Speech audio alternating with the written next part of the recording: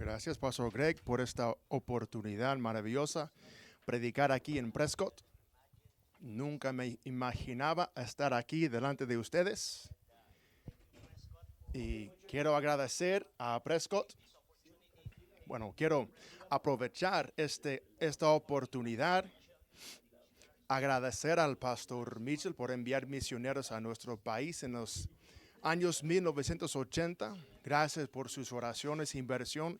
Y así Dios sigue moviendo en nuestra nación mientras vidas son cambiadas, iglesias plantadas, naciones alcanzadas por el Evangelio, con el Evangelio. También quiero agradecer a los misioneros y pastores que han venido para impartir a nosotros el espíritu y visión de nuestro compañerismo, que es discipulado, evangelismo y plantar iglesias. Lo que hacemos funciona eficazmente en cualquier nación o cultura, porque este es el plano de Dios para su iglesia.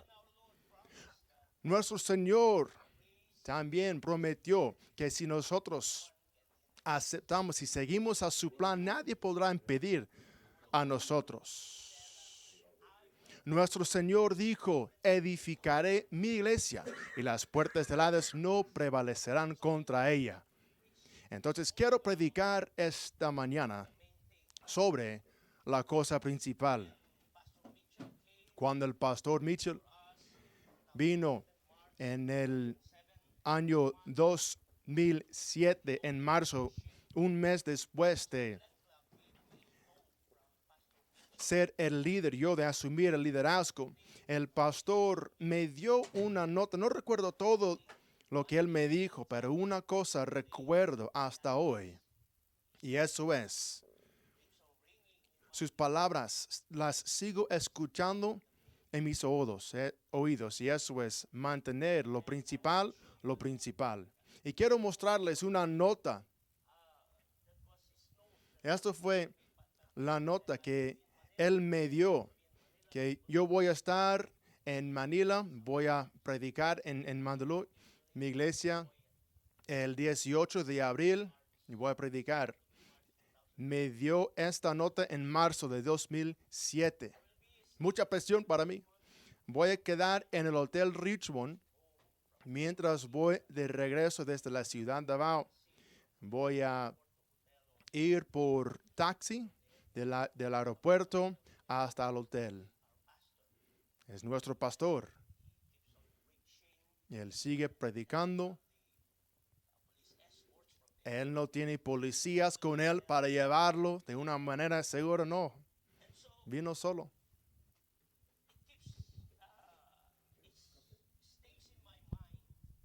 Y eso sigue en mi mente. Y esta mañana quiero ministrar sobre lo principal, que es el plan de Dios para su iglesia. Y eso es para todas las iglesias, especialmente iglesias pioneras. Claro, iglesias establecidas y las iglesias líderes. Hechos capítulo 2, 47 hasta 47, 41, 47. Los que aceptaron su palabra fueron bautizadas. Aquel día se añadieron alrededor de 3,000 personas. Se mantenían fieles a las enseñanzas de los apóstoles y en la comunión, en el partimiento del pan y en las oraciones. A todos les sobrevino temor ante las muchas maravillas y señales que los apóstoles realizaban. Quienes habían creído se mantenían unidos y lo compartían todo y tenían en común todas las cosas. Vendían sus propiedades, sus bienes y lo repartían a todos según la necesidad de cada uno. Todos los días, con perseverancia unánime, se reunían en el templo y partían el pan en las casas y comían juntos con alegría y sencillez de corazón. Alababan a Dios y tenían el aprecio de todo el pueblo. Y cada día el Señor añadía a la iglesia a quienes habían de ser salvos. Padre, te doy gracias por esta oportunidad. Ministrar en tu iglesia, servir a este compañerismo maravilloso. Señor, unge a tu siervo. Lo pido en nombre de Jesús. Amén.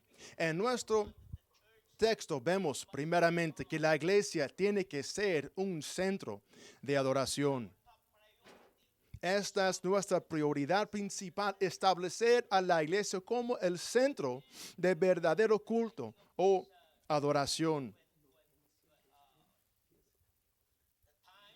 En ese tiempo, en estos tiempos fue muy difícil para los primeros creyentes, ya que su recién fe, su recién descubierta, su fe los había separado de su religión que rechazaba a Cristo. Pero esa misma fe los unió para establecer la primera iglesia que realmente adoraba a Dios. La Biblia dice en versículo 46, los creyentes se reunían en el templo todos los días. Al reunirse, encontraban a Dios reuniéndose con ellos.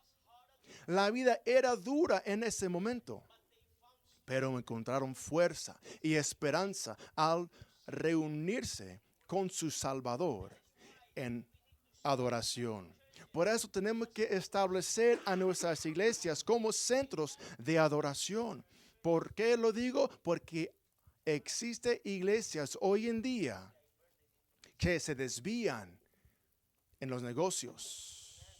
Amén. Pero aquí en nuestro texto, las personas redimidas por Cristo respondieron a las adversidades acudiendo a Él, viniendo a Él, llevando sus casos a Dios.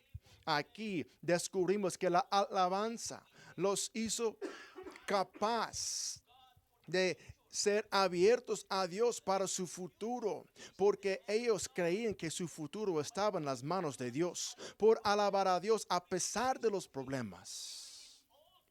Se lo entregamos todo a Él y Dios nos libera de las garras de la ansiedad. Por eso Jesucristo tiene que ser el centro de todo que hacemos en nuestra iglesia. Lo digo porque tenemos una tendencia natural de agotar nuestros recursos, fuerzas, ideas para resolver nuestros problemas en la iglesia antes de presentarnos ante Dios. En nuestra cabeza empezamos a dar vueltas nuestros pensamientos y nos ponemos en modo de arreglarlo rápido. ¿Qué debo hacer? ¿Cómo puedo arreglarlo? Quiero leerte una historia que tal vez han escuchado antes.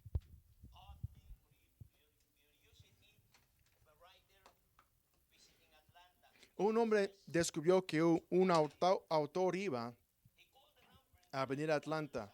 Ese hombre encontró el nombre de un negocio que se llamaba el Restaurante de la Iglesia de Dios. El hombre llamó a este restaurante y al contestar el teléfono dijo, bueno, hola, somos el Restaurante de Dios. Dijo, ¿cómo pusiste el nombre Restaurante de Dios? Bueno, nos invitaron aquí, plantamos la iglesia, pero empezamos a vender pollo después de los servicios. Y la gente venía y querían tanto a nuestro pollo, y el negocio iba tan bueno que eventualmente empezamos a dejar de tener tantos servicios de iglesia y por fin cerramos la iglesia y seguimos con el pollo, vendiéndolo y combinamos los nombres, el restaurante de la iglesia de Dios. ¿Y qué es tu iglesia? ¿Cómo va tu iglesia? ¿Es tu iglesia? ¿Así va tu iglesia? Lo digo porque he visto a iglesias desviándose porque los líderes quieren arreglar todo rápido y a su manera. Hoy en día iglesias se hacen negocios hoy en día o centros de política. El pastor quiere ser alcalde.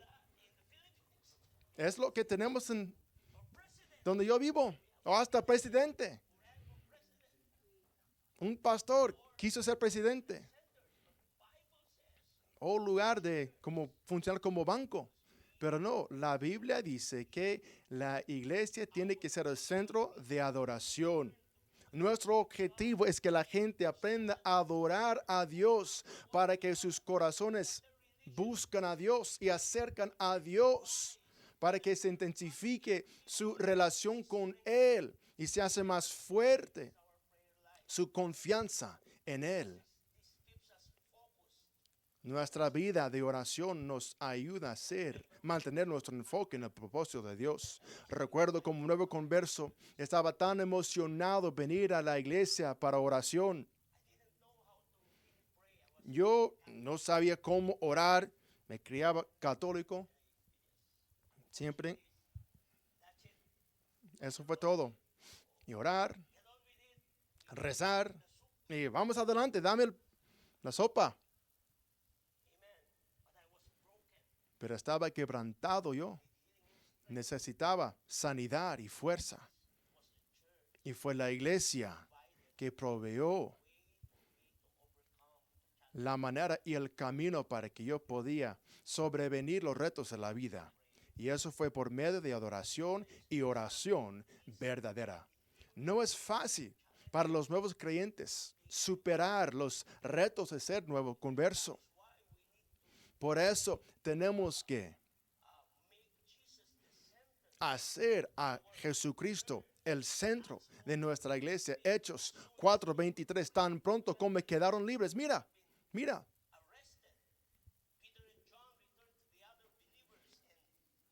Pedro y Juan regresaron donde estaban los demás y les contaron lo que los sacerdotes y principales y los ancianos les habían dicho. Cuando los creyentes oyeron las noticias, todos juntos alzaron sus voces en oración a Dios. Y después el lugar donde estaban reunidos tembló y todos fueron llenos del Espíritu Santo y predicaban con valentía. Nuevos creyentes de repente descubrieron a sus oraciones antiguas, pasadas, formales. Empezaron a orar con nuevos ojos, con nuevas lenguas, llenas de alegría y adoración. Encontramos en el libro de Hechos, por todo el libro de Hechos, la iglesia constantemente orando. Oraban personalmente en las casas y juntos en el templo, en el camino, al encontrarse con los enfermos y afligidos antes de predicar sermones. Y antes de escuchar el sermón, presentaban sus peticiones ante Dios. Siempre. Por eso, la oración y adoración son expresiones de nuestra dependencia de Dios, para que Él nos guíe y nos dé fuerza en los momentos difíciles. Yo recuerdo como nuevo converso viniendo a la iglesia para oración, veía y escuchaba las oraciones de los santos mientras suplicaban a Dios. Yo sé que sabía que tenían problemas, batallando con cosas, pero encontraron fuerza en la presencia de Dios. Y yo me decía a mí mismo, yo necesito eso. Yo quiero lo que ellos tienen. La iglesia tiene que ser un centro de adoración. Segundo, la iglesia tiene que ser una escuela bíblica. Y yo no quiero decir que todos tienen que asistir a una escuela. No creemos en eso. Pero las iglesias, como el pastor Edward Safa mencionó ayer, las iglesias deben enseñar y preparar a los santos. La primera iglesia era una iglesia que aprendía, que estudiaba, y el objeto de su estudio era la enseñanza apostólica. Versículo 42, se dedicaron a la enseñanza de los apóstoles.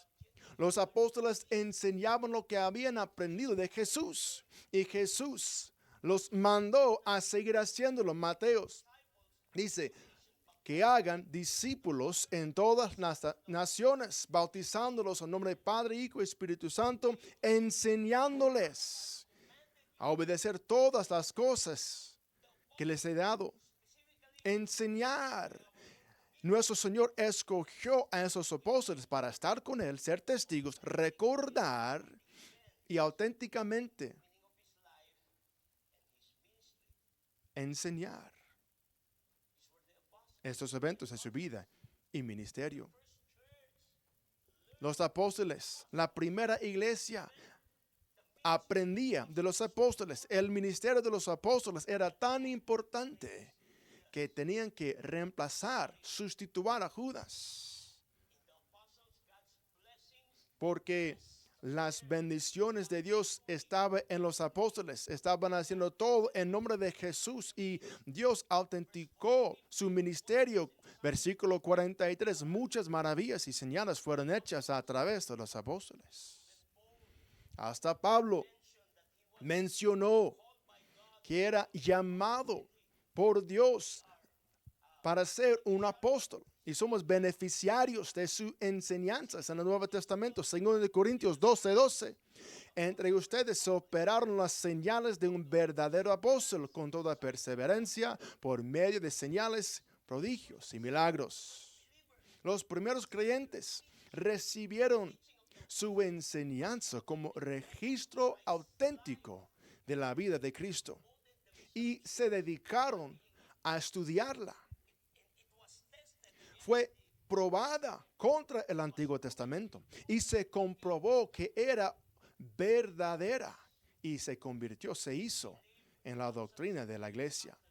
Vivimos miles de años después de ellos, pero a través de estos hombres, Dios nos dio el Nuevo Testamento, el depósito de su enseñanza, que sería el fundamento y el modelo, el patrón para los que respondan a la llamada, al llamado del ministerio. 2 Timoteo 2:2. En lo que has oído de mí en la presencia de muchos testigos, eso encarga a hombres fieles que sean capaces de enseñar también a otros. La iglesia tiene que ser una escuela enseñando a los nuevos creyentes, los nuevos discípulos qué hacer en el ministerio. Amén.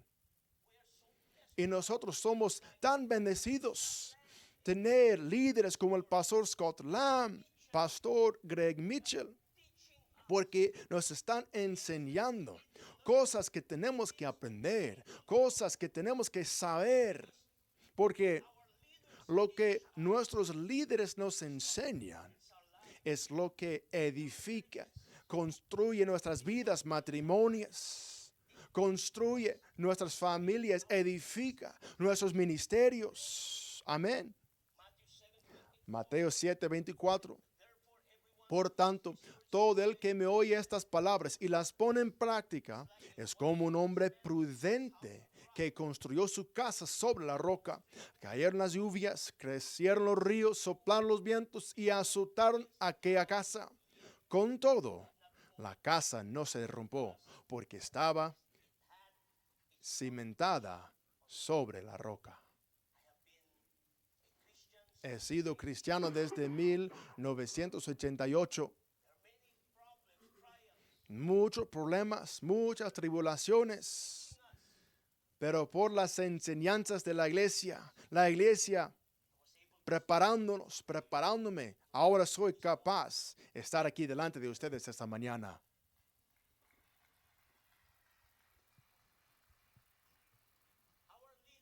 Nuestros líderes, escúchame, nuestros líderes son los dones de Dios para nosotros. Dios nos ha dado líderes, nos ha bendecido con hombres como el pastor Wayman Mitchell, porque él restauró su plan de entrenar y preparar a hombres y mujeres para el ministerio adentro de nuestras iglesias. No tenemos que enviar a ellos hasta otra escuela. Amén. Aquí mismo podemos entrenar obreros. Por eso Pablo dijo a Timoteo, el pastor tiene que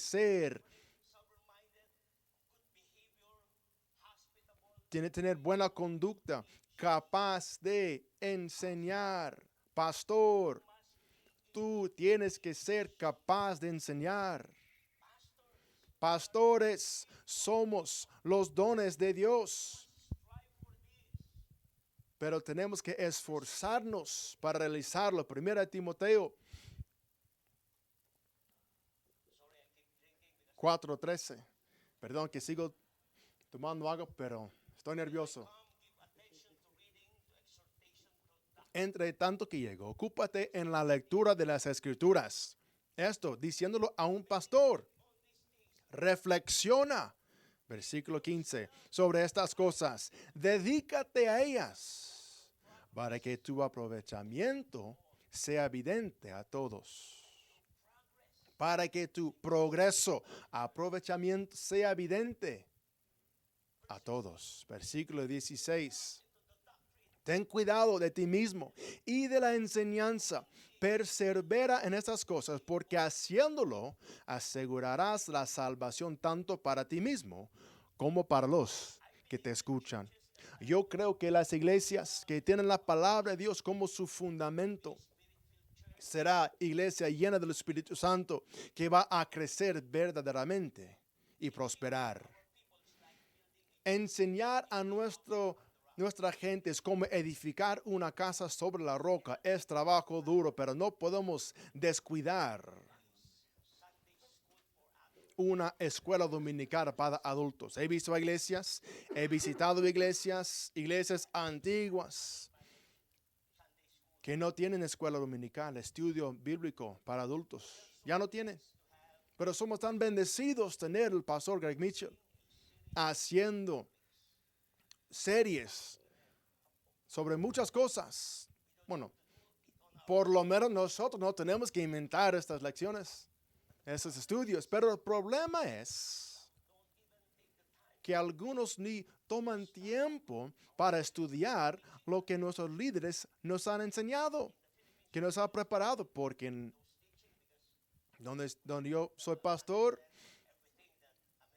tenemos que estudiarlo todo porque no entendemos todo lo que los americanos dicen. Por eso tenemos que estudiar qué es lo que están diciendo y traducirlo a tagalog o siwalo, por lo menos entenderlo. Por eso tenemos que estudiar. Amén. Es trabajo difícil. Hacemos discipulados para hombres. Y no podemos prestar o robar predicación de otro. Amén. Tenemos que tener un buen fundamento.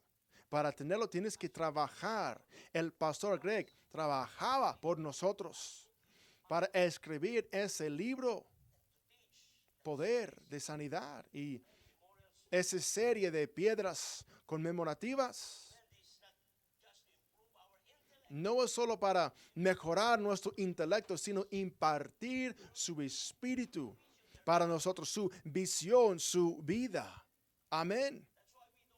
Por eso, no solamente enseñamos, impartimos a ellos quienes somos nosotros. Yo recuerdo en el 2018, creo, el pastor Greg no pudo venir a predicar por nosotros. Invité al pastor Jonathan Heimberg y después de su sermón le dije, no extrañamos al pastor Greg Mitchell porque tú tienes al pastor Greg dentro de ti.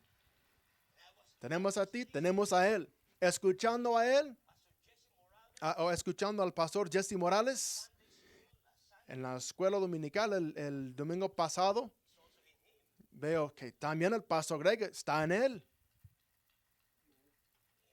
Amén.